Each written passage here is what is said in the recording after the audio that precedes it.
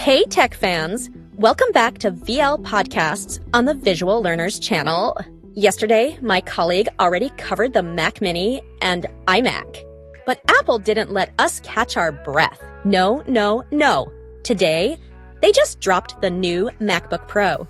Okay, hold your horses. Before we go to today's unveiling, first let me say a little bit about the channel. Visual Learners is the main channel where we dive into cutting-edge innovations in tech, robotics, and AI with cool tutorials. For bite-sized insights, tune into VL Extras, refreshing you with latest tech trends. And stick around here on VL Podcasts, where we break down complex trends without the brain melt. Don't forget to check out my portfolio at teddyvlportfolio.vercel.app and connect with me on socials. Links are in the description. Okay, now let's turn our focus to the MacBook Pro. We'll unpack the specs, new features, and how Apple's innovation with the new MacBook Pro aims to elevate our everyday tech experience. Today's unveiling brings a lot to the table, showing off Apple's impressive advancements in both performance and design. The star of the show is, of course, the M4 chip family. With new capabilities across the M4, M4 Pro, and M4 Max variants, Apple's really pushed the performance ceiling, delivering extended battery life and a notable speed boost across workflows, from casual use to high-demand tasks. This new lineup is crafted for everyone, from the on-the-go creative to the power user working with data-heavy tasks. One of the first big improvements here is battery life. Apple claims these new MacBook Pros will last even longer between charges, giving users extended time to work, play, and create without worrying about finding an outlet. It's a step up that can be especially handy for users relying on their MacBook Pro throughout the day. Another major focus this year is the display. Apple has included enhancements that optimize brightness and color accuracy even further. So, whether you're editing videos or working on graphics, the display promises true-to-life color precision and crystal-clear detail. The 12-bit HDR support also takes media consumption and creative work to another level, ensuring you get every possible shade and hue. Okay, now we know what all the fuss is about, but I think we need a little bit more of a deep dive so that you understand the specs a bit and maybe decide if you want to upgrade your MacBook Pro. Okay, I think I am taking a bit more time, and the hosts are asking me to hand you over to them, where they will spill all the teas from today's Apple event. See you on the other side. It seems like Apple just released their new MacBook Pros. I'm looking at all this stuff. If you're still stuck on an Intel-based MacBook Pro, I think this might just be it for you. 20 times faster than the Intel-based MacBook Pros. So we got the M4 chip, the M4 Pro chip, the M4 Max chip. The last two chips offer Thunderbolt 5 compatibility. Fast. That's like fast transfer speeds, 128 gigabytes per second. You can also now get a nano texture display if you really want. The new MacBook Pro also has a 12 megapixel center stage camera. Same old speakers that sound incredible. The ports didn't change, not to my knowledge. You can still get up to 8 terabytes of storage, up to 128 gigabytes of unified memory, and up to 16 cores for the CPU and 40 cores for the GPU. I really wonder how much that's gonna cost. Oh, the cool thing is that the base model now comes in space black. Regardless, I will say though that M1 Pro MacBook Pro might just still be the king. Or maybe not, I'm not sure yet. Let me know down below what you want to see. MacBook Pro review or Mac Mini review. Maybe just both. They're official. Apple just released the new M4 MacBook Pros. There's one that is a base model with the M4. Then there are two high-end models in 14 and 16-inch configurations with the M4 Pro and M4 Max. A few of the upgrades here: new 12 megapixel center stage equipped camera that also supports desk view so you can demo things while you're on a call. Of course, they start with 16 gigs of memory now. That's becoming standard across the board, including a small refresh to the MacBook Air. And there's a new nano textured matte anti-reflective option on the MacBook Pros. I'm pretty excited about that because it looked great on the iPad Pros. Now we have it on the updated iMacs and the MacBook Pros too. I think what I'm most excited for is Thunderbolt 5 is here. That is going to offer 3 times the data speeds as Thunderbolt 3 and Thunderbolt 4. So that's going to be great for peripherals. There's a lot more to this. If you want to learn more about these new machines, there's a whole video up on the channel. All right, so we've got a ton of MacBook Pro info to unpack here. Looks like you want the full rundown, huh? Yeah. Power, features, even the eco stuff. Yeah, and it looks like you sent us the marketing stuff, A&D, the actual specs, so... Exactly. So that gives us a lot to work with, for sure. It really seems like Apple's going all in on this being a pro machine, not just better, but like replacing your desktop kind of thing. Yeah, I'm picking up on that too. Okay, so let's start at the heart of it all. The M4 chip family. They've got the M4, the Pro, then the Max. And they're claiming these are the most powerful chips ever, like in any laptop ever. Right, up to 3.5 times faster than the old M1 Max. Is that even, like, possible? Oh, it's possible, and the implications are huge. Like, imagine rendering crazy complex 3D or working with those massive AI language models. Stuff you'd never have done on a laptop before. Exactly. That's the kind of power we're talking So it's like a portable supercomputer, basically. But hold on, 3 different chips. This had to be confusing for someone trying to choose. Totally. Let's break it down. So the M4, that's your everyday workhorse.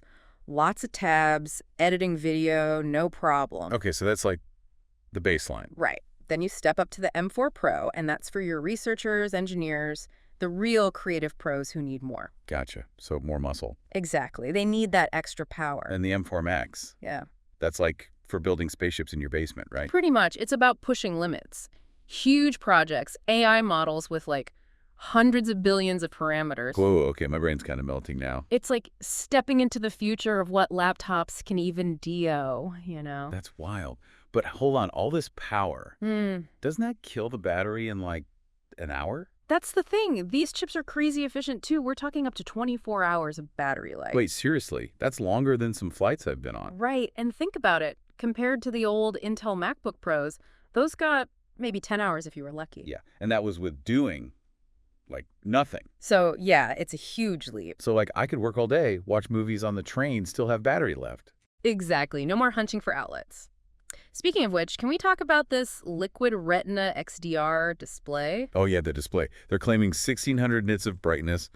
I think my TV at home is like 400. It's like mini movie theater level? And a 1,000,000-to-1 contrast ratio. That means the blacks are going to be, like, deep black. And think what that means practically. Editing photos outside. No problem. You'll see everything. Yeah, no more squinting at the screen. Working late. Dim it down so it doesn't kill your eyes. They really nailed that work anywhere thing. Plus, they've got promotion. Right. That makes scrolling and stuff super smooth. Yep. Promotion adjusts the refresh rate up to 120 hertz, so everything feels really fluid. Okay, so we've got crazy power, crazy battery, crazy display. What LSD could they pack in here? Well, they've thought about how we actually use laptops these days, like video calls. They've got this 12 MP camera with center stage. So even if you're moving around, you stay in frame. Exactly, like having your own cameraman. That's super helpful, especially if you're presenting or teaching online. And then there's Desk View, basically turns your keyboard area into a second camera. Wait, pointing down at your desk? Yep. So if you're explaining something and want to show a physical object, boom, you're good to go. Seriously. That's kind of brilliant, like having a built-in document camera. Exactly. They didn't skim on audio either. Studio quality mic array, so your voice is clear. And I saw they've got that 6-speaker system with spatial audio and Dolby Atmos. Yeah. Is it as good as it sounds? Oh, yeah. It's like a surround sound system in your lap. Really impressive. All right, I'm officially jealous of this laptop. But before we get to the software, let's talk ports and connectivity. Yes, the ports. They've learned their lesson. This thing is packed. They better be after that whole dongle debacle a few years back. Right. So Thunderbolt 5 on the Pro and Max models, insanely fast, like up to 120 gigabits per second. 120 gigabits? I don't even know what that means, but it sounds fast. It means transferring huge files in the blink of an eye. Plus, you've got HDMI, SD card slot, headphone jack. They even brought back MagSafe. MagSafe. Yes. I remember those days when tripping over the power cord meant your laptop went flying. No more of that. So yeah, they've got all the bases covered. Okay, so tons of power, crazy battery life, amazing display, all the ports you could ask for. What about the software? Does it keep up? That's where things get even more interesting. Apple's latest operating system, macOS Sequoia, it's designed specifically for these M4 chips. Hold on, before we go there, can we just recap who each chip is actually FOR? Like, I get the basics, but it's a lot to take in. No problem. Happy to do that. So for everyday stuff, browsing email, some light video editing, the M4 is perfect. Plenty of power. Got it. So that's like the standard model. Right. And for your serious creators, the researchers, anyone who needs more oomph. Those are the M4 Pro. Exactly. They can handle pro-level software, heavy multitasking, all that. And M4 Max, that's like the no limits crowd, right? Yep. For those working with huge data sets, complex 3D models, AI applications, it's like a desktop workstation in a laptop. Okay, now I've got it straight. So Memiko Sequoia, what makes it so special?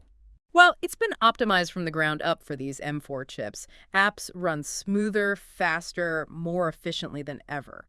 So it's not just about the chips themselves, but how the software uses that power. Precisely. The whole experience just feels seamless and fast. Apps launch instantly, multitasking is smooth. It's almost magical. Okay, before we dive too deep into software land, let's switch gears and talk about something I know you're passionate about. Apple Intelligence and privacy. Yes, the million-dollar question. How do you get all these cool, smart features without giving up your personal info? Right, because they're pushing Apple Intelligence as this big thing, helping you write better, get things done faster, all that. It almost sounds too good to be true, right? Right. But here's what I find interesting. Apple's saying a lot of the processing for these features happens on your device. Yes. Not in the cloud. So your data stays put on your laptop. Okay, that's a good start. But what about more complex tasks? Like when you need more power than just my laptop. That's where their private cloud compute comes in. It's their way of saying, look, for some stuff, we do need our servers. Okay. But they've designed it so your data is encrypted before it even leaves your laptop. And even on their servers, it's anonymized. So it can't be tied back to me. Exactly. It's like having the power of the cloud, but without sacrificing your privacy. Okay, that's impressive. But how well does it actually work in practice?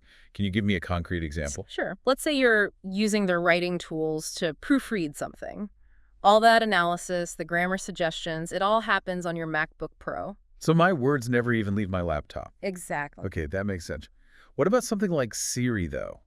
That feels like it needs to access tons of info. Even with Siri, a lot happens locally. Simple things like the weather, setting a timer, that's all on your MacBook. Okay, but what if I ask something more complex? Like, what's the capital of France? In that case, it gets encrypted, sent to Apple, processed, then sent back. Yep. But even on their servers, it's anonymized. So even when it goes to the cloud, it's protected. Yep.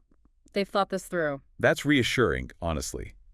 But with all this talk about power and features, I gotta ask, is this MacBook even good for the planet? That's a great question, and one Apple's clearly been thinking about. They're making a big deal about the environmental stuff. Like what specifically? Give me the details. Well, the whole enclosure is made from 100% recycled aluminum. That's a huge step. Okay, recycled aluminum's good, but what about the other components? Are they just trashing those? Nope. They're using recycled materials all over the place. Magnets, tin, copper, even the gold and steel. They're really trying to minimize the impact. So they're not just talking the talk, they're actually walking the walk. Right. And they're going even further. Energy efficiency, reducing emissions in manufacturing, even responsible packaging. They're really trying to be comprehensive. Wow, okay, I'm impressed. So it's not just powerful and innovative, but also environmentally responsible. They're trying to hit all the marks. All right, I gotta admit, this MacBook is sounding more and more tempting. But we've only scratched the surface of what it can do, right? Oh, yeah, we've got a lot more to explore, especially how all these incredible specs translate into real-world use cases. Hold that thought. We'll dive deeper into all that right after a quick break. Sounds good. We'll be back in a flash. So before the break, we were geeking out about Apple's sustainability efforts with the MacBook Pro. Yeah, the recycled materials, the energy efficiency. It's impressive. It is. But how does this all fit into their big picture sustainability plan? Is this just for the MacBook, or is it a company-wide thing? Right, because a single product doesn't solve everything. Exactly. Well, Apple's actually committed to be completely carbon neutral across their whole supply chain and product life cycle by 2030. Whoa, 2030, that's ambitious.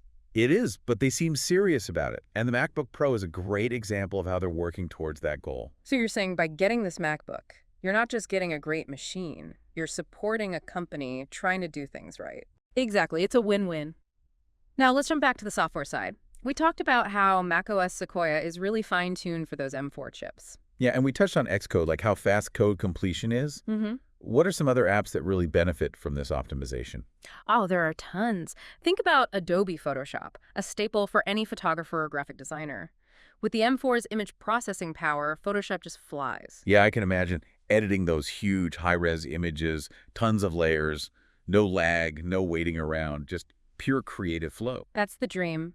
And what about video editors? Video editing is notoriously demanding. Can the MacBook Pro handle that? Oh, absolutely. Final Cut Pro on this machine is a beast. You can edit multicam 4K footage, even 8K super smoothly. Wow, 8K, that's insane. And rendering times are way faster, so your workflow just becomes so much more efficient and enjoyable. It's mind-blowing to think a laptop can now handle tasks that used to require a massive desktop workstation. It's a total game changer. And hey, let's not forget about the gamers out there. The M4's power, that gorgeous Liquid Retina XDR display, plus that 6-speaker system with spatial audio. Talk about an immersive gaming experience. Right. It rivals some dedicated gaming laptops out there. And don't forget about macOS Sequoia's game mode. It optimizes performance specifically for gaming, so smoother frame rates, less lag. Oh yeah, I forgot about that. It's really amazing how Apple's managed to create a machine that caters to such a wide range of users, from artists and coders to gamers and everyday folks. It really is impressive. Now, let's step back for a second and think bigger picture. How do you think this MacBook Pro, with its M4 chips, might shape the future of mobile computing? That's a great question. It feels like the line between laptops and desktops is getting blurrier and blurrier, and the MacBook Pro is definitely leading the charge. It is. I mean, you've got desktop-level power in a portable package. It's exciting to think how this might change the way we work, create, learn. Imagine tackling complex projects from anywhere. A business trip, studying in a park, gaming on the go. No more being tied to a desk. The ultimate freedom machine. And with all the AI advancements happening, that neural engine in the M4 opens up so many possibilities. Right. That neural engine accelerates machine learning tasks. Real-time image recognition, natural language processing, even training your own AI models. Right on the device. Imagine that.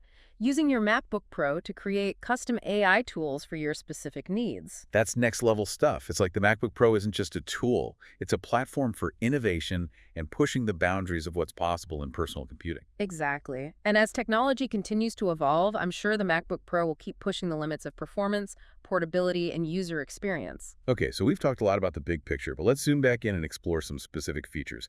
We briefly mentioned the Liquid Retina XDR display. Yeah. But what makes it so special? Well, it's all about that visual experience. The brightness, contrast, color accuracy. It's top-notch. We talked about how bright it gets, like 1600 nits, which is insane for a laptop. But there's more to it than just brightness. Right, yeah, for sure. It's that 1,000,000-to-1 contrast ratio. And being able to sustain 1,000 nits of full-screen brightness for HDR content. Yeah. That's what makes the difference. So it's not just bright, but also incredibly detailed. Exactly. You see every nuance, whether you're editing photos, watching a movie, designing graphics, it all just pops. So even in a brightly lit room, or even outside, you can see everything clearly. Yep.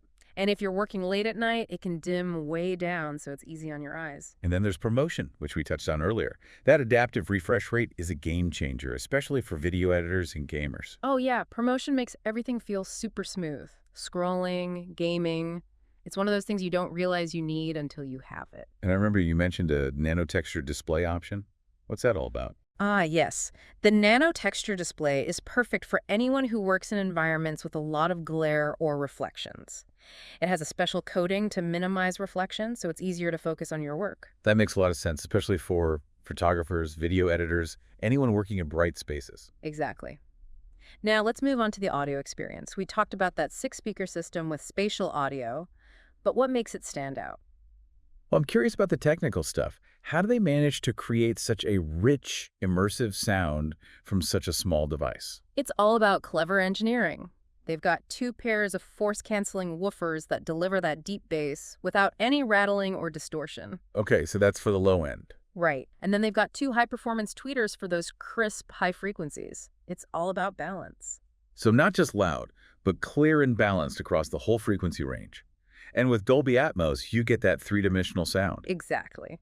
Whether you're watching a movie, listening to music, or gaming, it's a phenomenal audio experience. And if you prefer headphones, they even included a high-impedance headphone jack. Nice. So they've got all the audio files covered too. Exactly. No matter how you listen, you're good to go. Now, let's talk about connectivity. We've already gushed over Thunderbolt 5 and those crazy fast speeds, but what other ports and connections are we looking at? So alongside Thunderbolt 5, you've got HDMI for connecting to external displays or projectors. And of course, there's the SD card slot, essential for photographers and videographers. And let's not forget the triumphant return of MagSafe. Right, no more worrying about accidentally yanking your laptop off the table. Seriously, those were dark times. But speaking of thoughtful design, let's talk about the keyboard and trackpad. The MacBook Pro features the Magic Keyboard, which I've heard amazing things about. It's a really great keyboard, comfortable typing experience, very responsive. How does it compare to previous MacBook Pro keyboards? Oh, it's a huge improvement. The keys have a much nicer feel, the travel is perfect, and the trackpad is just as impressive. Big, responsive, supports all the multi-touch gestures you could want. And what about that Force Touch thing? Can you explain how that works? Yeah. Of course. Force Touch basically lets you do different things depending on how hard you press on the trackpad. Like you can force click on a word to look up its definition or force click on a file to preview it. Huh. That's pretty cool. Those little details that make a big difference. Exactly. Apple's really thought of everything when it comes to the user experience. It really seems like it. Okay, so we've covered a ton of ground here. But before we wrap up, I want to revisit Apple Intelligence one last time. We talked about how it handles privacy, but can you give me some more specific examples of how it actually makes using the MacBook Pro better? Sure. Apple Intelligence is integrated all over macOS Sequoia, enhancing lots of features. Think about priority messages in the Mail app. It filters your inbox to show you the most important emails. Oh yeah, that's super helpful. I get way too many emails. And then there's Safari's intelligent tracking prevention, which keeps your browsing data private. And of course, with iCloud integration, everything stays in sync across all your Apple devices. It's all about that seamless experience, right? Exactly. And there's the new window tiling feature in macOS Sequoia, which makes multitasking way easier. You just drag a window to the edge of the screen and it snaps into place. That's perfect for anyone who works with multiple apps at the same time. Exactly. It's all about working smarter, not harder. Okay, so we've talked a lot about the positives, but let's address the elephant in the room. The price. The MacBook Pro is not cheap. How does Apple justify the cost? That's a valid question. And while it's definitely a premium machine, you have to look at the value it offers. You're getting cutting-edge tech, a machine that's built to last, and has great resale value. Yeah, it's not just a purchase, it's an investment. Exactly. And Apple is known for their software updates, so you can be confident that your MacBook Pro will stay relevant for years. Right, you're not just buying hardware, you're buying into an ecosystem. Precisely. So who exactly is this MacBook Pro for? It seems like we've talked about a lot of different types of users. Yeah, creatives, developers, Yeah. gamers. But it sounds like it could be a good fit for almost anyone, really. You know, you're right. Students would love the portability and battery life. Educators could use it for presentations and collaborating with students. Business professionals can stay productive on the go. Entrepreneurs can run their whole business from it. It's like the ultimate do-it-all machine. It is. It's for anyone who wants the best in performance, design, and user experience. It's not just a laptop, it's a statement. Well said. But let's not shy away from the potential downsides. What are some things potential buyers should be aware of? One thing is upgradability. The MacBook Pro's RAM and storage are soldered on, so it's hard to upgrade later. So you really need to choose your configuration carefully. Exactly. And of course, there's the price tag. It's a big investment, so you need to decide if it's right for your budget. And some people might miss the wider compatibility you get with Windows laptops. That's true. macOS is great, but it doesn't have the same level of software compatibility as Windows. So you need to make sure it can run the specific programs you need. Absolutely. At the end of the day, the MacBook Pro is a fantastic machine, but it's not perfect for everyone. You need to figure out if it fits your needs. Well put. We've covered so much in this deep dive, but I feel like we've only just scratched the surface of what the MacBook Pro can do. There's always more to learn.